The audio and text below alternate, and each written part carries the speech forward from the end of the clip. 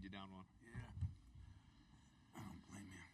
All right, we will wrap up today's press conferences with Tom Izzo, head coach of the Michigan State Spartans. They will take on New Mexico in the round of 32 on Sunday.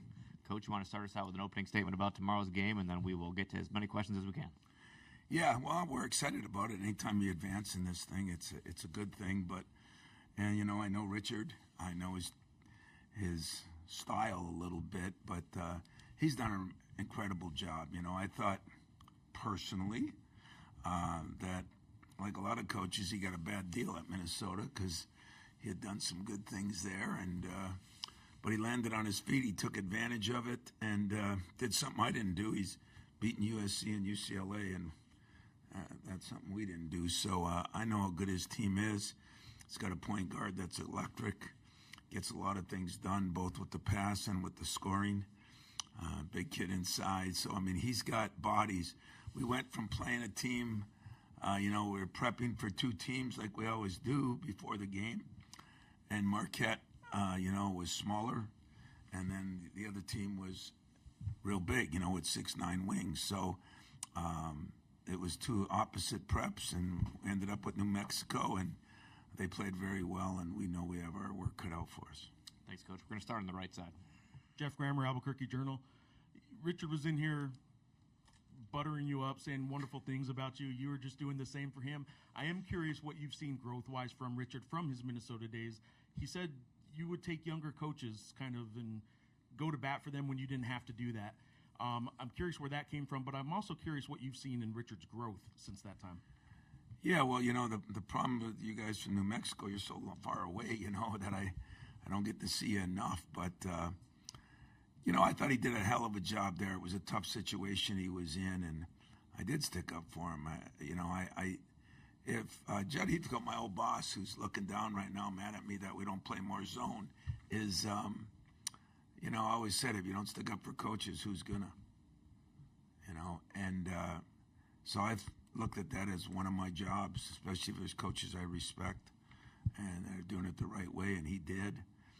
Of course, I know his dad, but when he was in the league, it was fun to talk to him. How do I think he's grown? I don't know on a day-to-day thing, because I know this: he's winning more games, and at a high level, and he's been consistent with that. And so yeah, I don't think buttering up is a good word. You never want locker room material, but I would never talk highly of a guy I didn't respect or like. I just wouldn't talk about him. So he's easy to talk about because I do like and I do respect him. And but come tomorrow, from sunrise to sunset, I don't like him at all. And don't let him kid you. He don't like me either. And but as long as there's respect, that's all that really matters. We got three on the left side, Coach. We're going to start in the front row.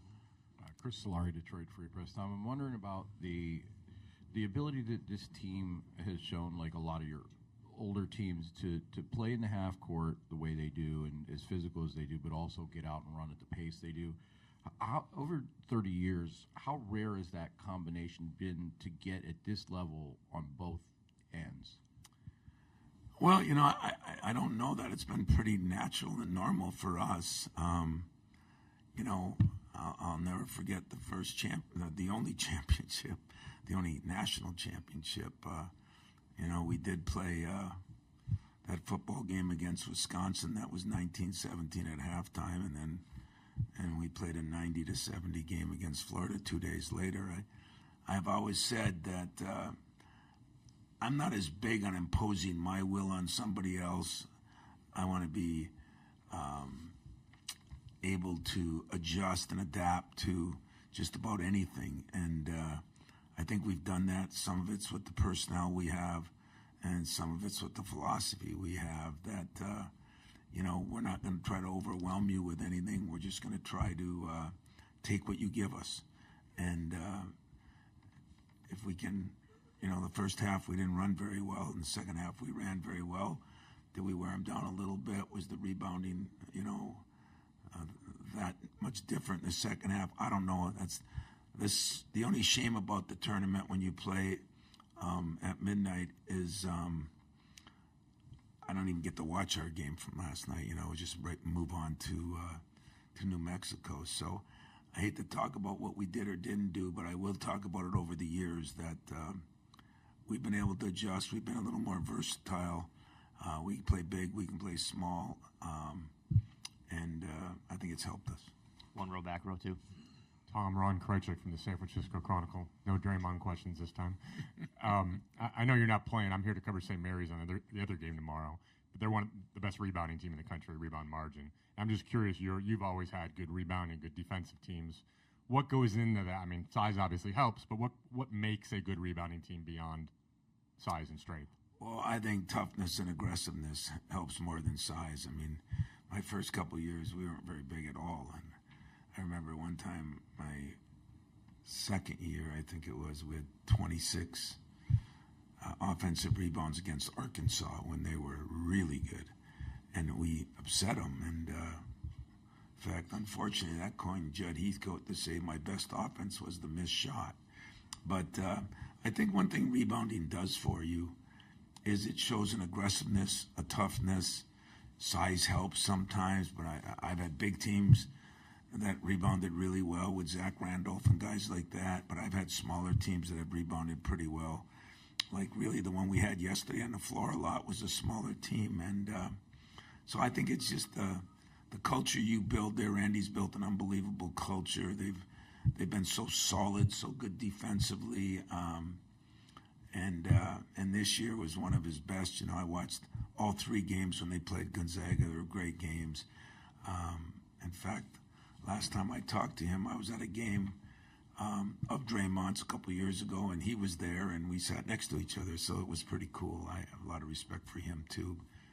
So I think it's just how you coach, but there's not many soft teams that are good rebounding teams. I think it's a mentality. Thanks, Coach. Going all the way to the back. 2 questions on the 4th row.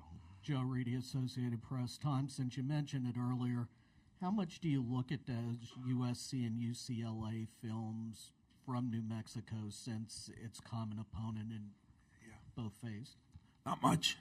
Only reason not much, it was so long ago, and everybody was different, and you got so much you can do, and I did it all, We look at more of the last 5 games unless there's really something we want to see. We did look at a little bit of UCLA because we think we play a little similar to how they play defensively and everything.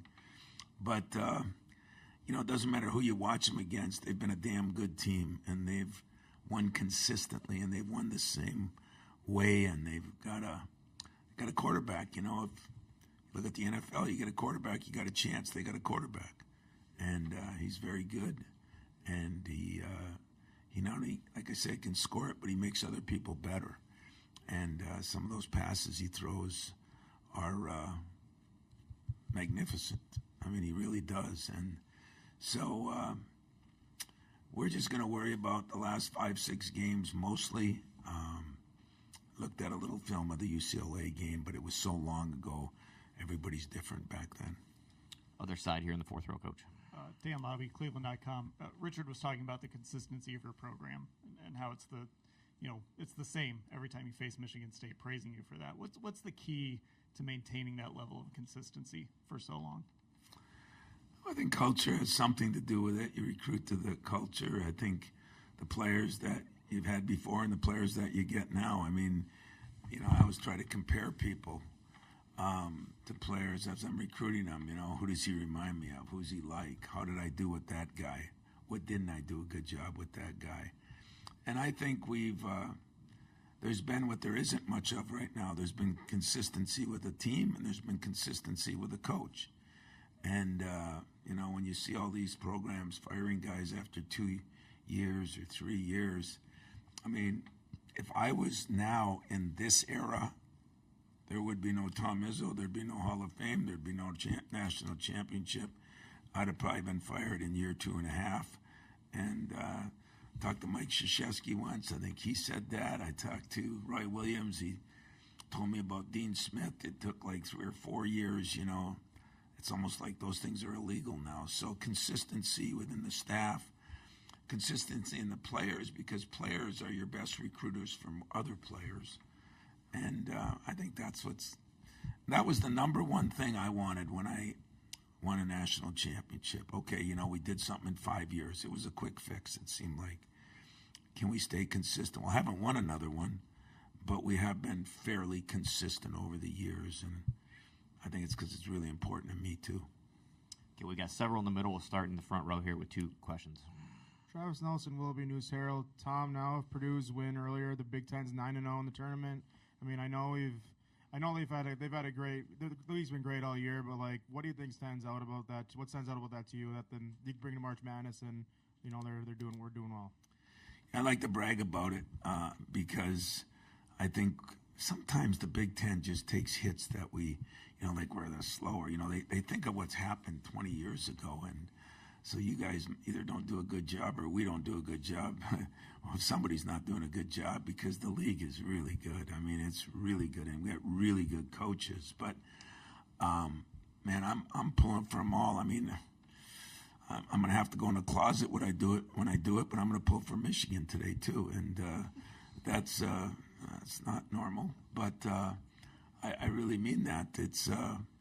It's good when our conference does well. I think it helps our conference in a lot of ways, and I'm a Big Ten guy through and through, and so I'm excited that we're 9-0. Now I will say this: don't get fooled that it's this, that, and the other thing. I mean, this whole tournament is about matchups more than it is about who's the best team. I mean, sometimes you just don't match up with certain teams, and it causes problems no matter what their seed is.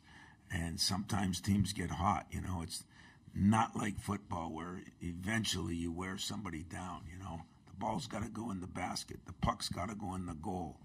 Our 2 sports are different in that respect. But I think I'm happy for our league. Like I said, I'm a Big Ten fan. On the end here. Jim Comparoni, SpartanMag.com.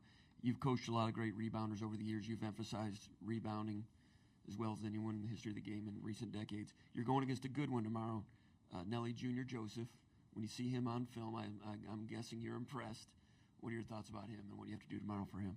I am impressed. He's a bull in a china closet.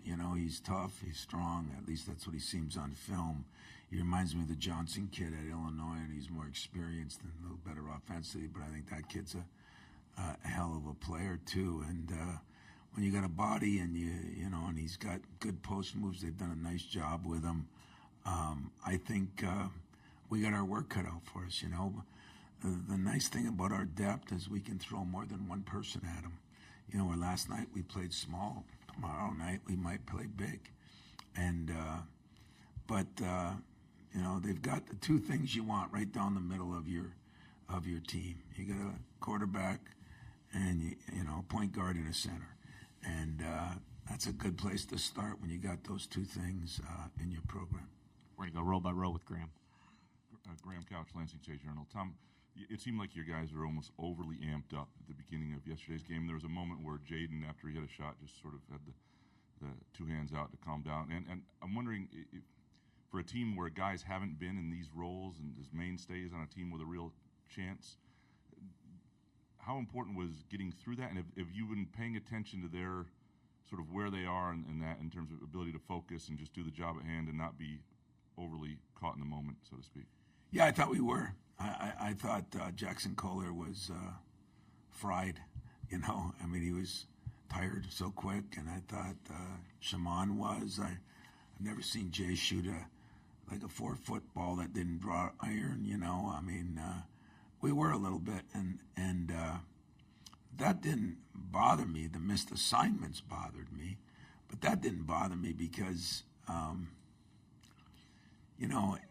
it's really what you want out of guys, that it means so much to them that they are in that state. Now, that's why I've always thought I'd be a better football coach, because you could go beat the hell out of somebody, and they don't let them do that in basketball. But I thought our guys did handle it pretty well. They talked about it in the huddle. I talked about it in the huddle, and I thought the experience of all those tough games would help them. And you know what? That's the beauty of this tournament. I mean, we played 8 games in a row against good people on the road, at home, in front of some of the best crowds that we played against in years. and it really didn't seem to totally help them in the March Madness moment. And that's what makes March Madness one and done so critical and so important. And that's why you hear coaches, I bet you Richard said it, I bet you his dad said it yesterday, I'll bet you Mike Krzyzewski and Dean Smith said it, and Bobby Knight and Adolph Rupp, you know. I mean, whenever you go into a tournament, the first game's the most important. And, you know, I tricked my guys. I told them that. I said it. And last night after the game, I said, now the second game is now the most important. So I lied just like everybody else. But that first game, you don't know how people are going to respond, no matter how much experience and how much calmness they have. I remember my first couple tournaments, I was awful. So I can appreciate it. We'll roll through with Justin. Justin Williams from The Athletic. Coach, I asked your players too, but do you feel like you're coaching with more joy this season? I mean, when you win 7 or 28 games, yeah, you know, I think winning helps everybody enjoy something. But I've made it pretty well known that I was disappointed in the direction everything was going. I was on every board to try to correct it. I realized that the coaches had no say, and they don't. And that bothered me. I let it bother me. And I don't think I did as good a job. So just like I asked them to look in the mirror once in a while, I had to look in the mirror too. And so I don't feel any different about some of those things. I just don't have to deal with them on a daily basis. You know, I pull for our organization. I pull for all the younger coaches. But I think I've spent a little more time just worrying about my team. And I got great guys. I really got great guys. And I have had fun coaching this team. I've enjoyed the progression of this team. It's not been easy. If you think it's easy to play 10 guys, you're crazy.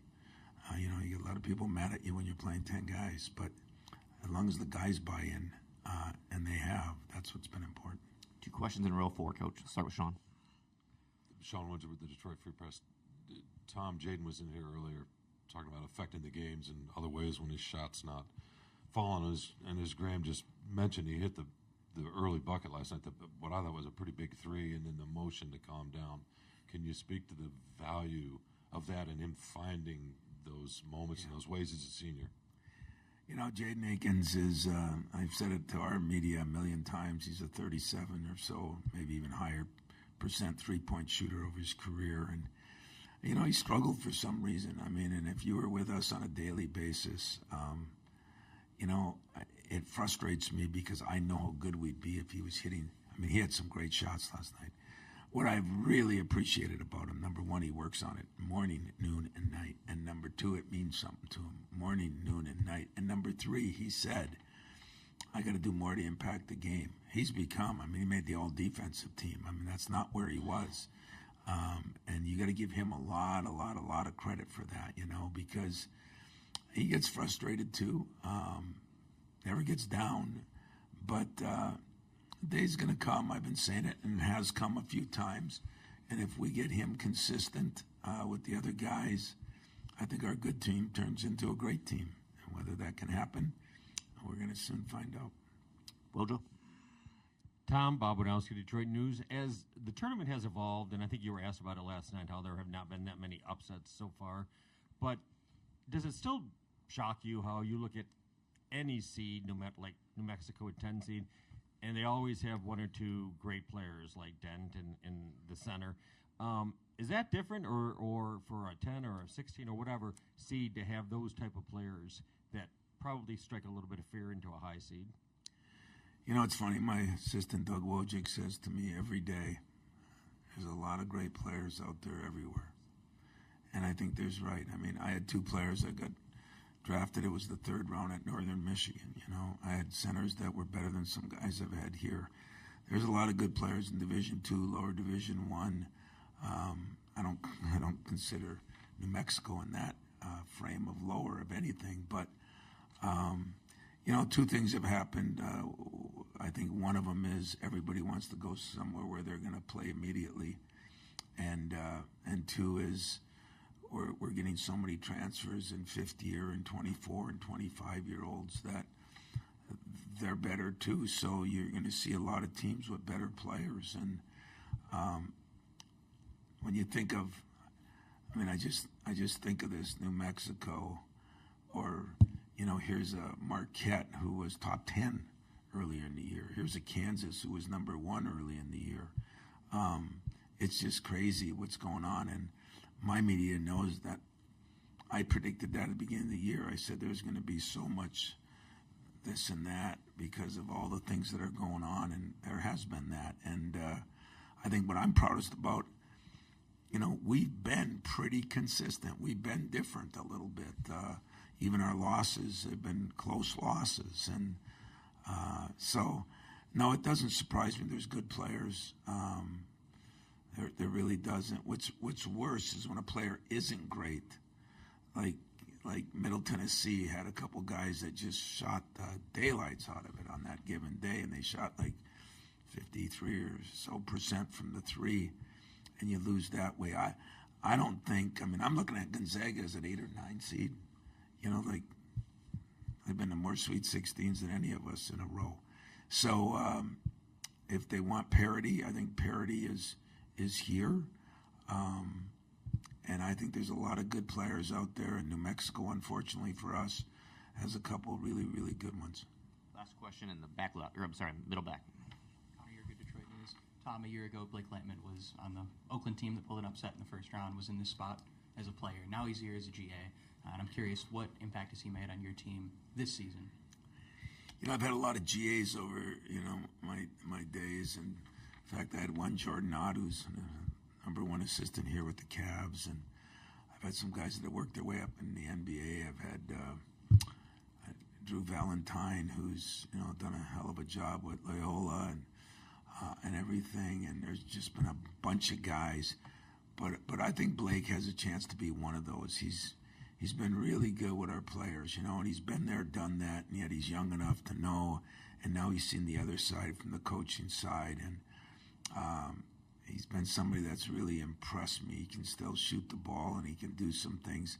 He relates really well with players, and I think he gets credibility for what him and Coach Campy and the rest of that group did on their run. And so he's been right up there with some of the best I've had, and I've had some damn good ones. So I'm pleased for him. I think down the road it's going to get better and better, and he's helping us a lot because the players respect and enjoy him, and he works. I mean, he works relentless hours. He works. Thanks, Coach. Best of luck tomorrow. Thanks, guys.